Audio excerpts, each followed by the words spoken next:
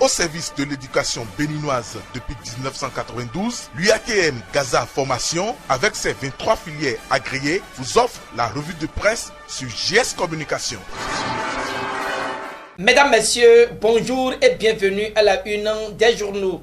Hier, mercredi 4 décembre 2019, le président Patrice Talon et les membres de son gouvernement étaient en conclave hebdomadaire. Au cours de cette séance, plusieurs grandes décisions ont été prises, mais celles relatives à la réforme tarifaire à la Société béninoise d'énergie électrique suscite pas mal de critiques. L'Afrique en marche prend la tête et relate que le pouvoir passe à l'acte avec la hausse du prix de l'énergie électrique. Un nouveau coup contre un peuple déjà affamé, renchérit le canard. De son côté, Matin Libre précise que c'est une augmentation échelonnée avec des mesures sociales d'appoint annoncées. Donc ce réajustement tarifaire à la SBEE n'a pas d'incident sur les consommateurs, rassure le matinal. Déjà que la nation relève que 16 milliards de francs CFA de subventions sont alloués. L'État va payer l'augmentation des tarifs d'électricité à la place des consommateurs, conclut Info Plus. Entre-temps, la fermeture des frontières du Nigeria préoccupe le pays émergent qui répond que les taux se resserrent toujours autour du Bénin. Résultat, le confrère trouve qu'il y a trop de soucis pour le président Patrice Talon. Point Média énumère la France, le FMI, la Banque mondiale sans oublier les partenaires techniques et financiers, puis signale que c'est les nouveaux boucs émissaires du chef de l'État. À en croire le quotidien, il se trouve qu'après avoir perdu le terrain de la crédibilité en interne et même aux yeux des observateurs extérieurs de la situation béninoise, le président Patrice Talon se tourne vers le discours qui marche, celui de panafricanisme de territoire que tous ceux qui sont en mal d'inspiration récupèrent pour obtenir quelques applaudissements d'une population africaine majoritairement sous-informée mais en quête légitime de ses repères. Sur RFI, la France 24 comme à Dakar, Point Média trouve que le président béninois et le réseau de ses communications pour avoir trouvé la formule qui plaît à la masse populaire en multipliant les attaques contre les institutions de Bretton Woods. Une vaine manœuvre pour couvrir la maldonne démocratique, écrit Point Média. Vers la fin de son mandat présidentiel, Talon souffle la croix et la bannière, évoque Africa Reporter. Le sort en a décidé ainsi, s'interroge le journal de Patrice Baguidi. Alors que Matin Libre inteste les élections communales et locales de 2020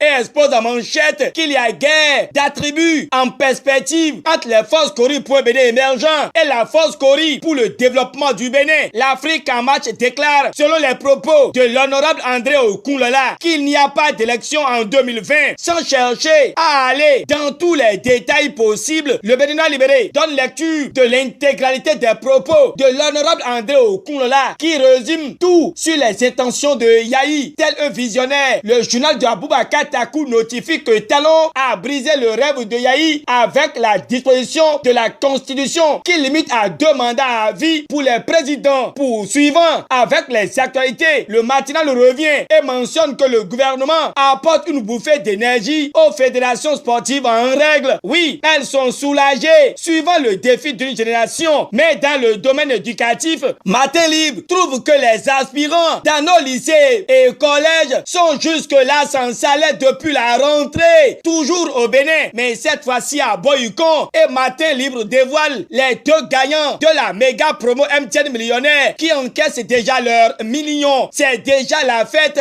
et Africa Reporter touche une voix séduisante de la musique béninoise. Miraka, une étoile montante et porteuse d'espoir, écrit le journal de Patrice Baguidi. Avant d'opiner sur ce qui fait la charme de sa musique à 26 ans, Miraka a, suivant les notes de Africa Reporter, trouvé la méthode et l'esprit de discernement car elle sait comment trouver avec justesse l'inspiration et les mots pour donner une nouvelle image à la jeunesse tellement au point. Et l'auteur de l'article est tenté de la surnommer la nouvelle énergie de la musique béninoise à la veille du lancement de son nouveau album qui aura lieu le 16 décembre prochain. Miraka attire l'attention de tous sur ses qualités, notamment comment elle a intégré le cercle de la musique béninoise, son parcours avec les grands artistes, notamment Zomando Corpon et chanteur béninois. La vitrine de Miraka, c'est bien ses ciments, car à plusieurs reprises, elle a loué ses merveilles, sans oublier Pélagie la vibreuse, désavouant les morceaux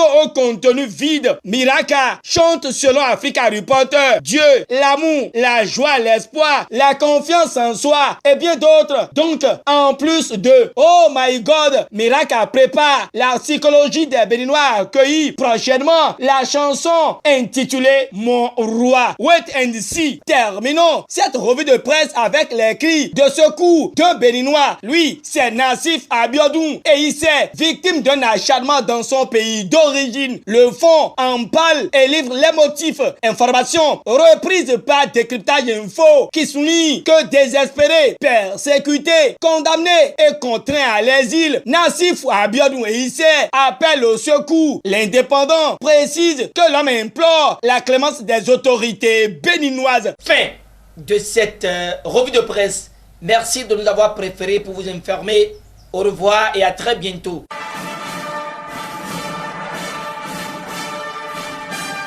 C'était la revue de presse en fait par l'UATM Gaza Formation sur GS Communication.